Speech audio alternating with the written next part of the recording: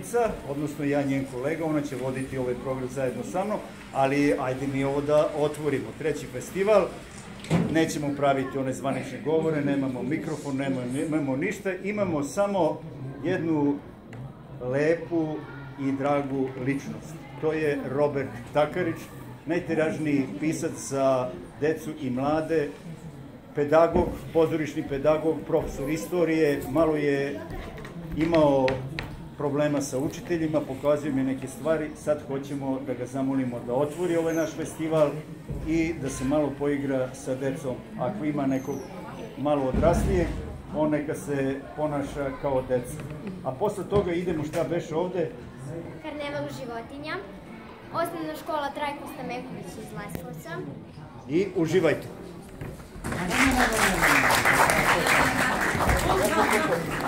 A mene ne ostavi? Tebe ne ostavi. Hvala. Ajde prvo ovaj zvanični deo da uradimo. Draga deco, učitelji, nastavnici, pedagozi, roditelji, dragi kulturni radnici, dragi Valjevci, Nišlijske princeze, dragi stanovnici Jezera, Zaječarci, Brestovčani, Leskovčani i svi ostali stanovnici, građani i građanke, drage mačke, dragi Nušiću, drage tužibabe, drage školske face, zbog mnogo velike stvari smo ovde i ponosni smo, samo da znaš, jer ovog trenutka otkrivamo treći festival scenskih minijatura. Slušajte ovo, jedini ove vrste u Srbiji. Jedan aplauz. Kad ima tu i dece, hajde da otvorimo festival zajedno, brojimo unazad.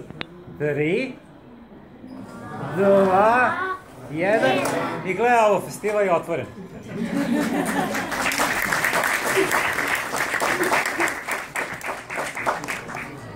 Sad ćete od mene da saznate jednu malu scensku minijaturu.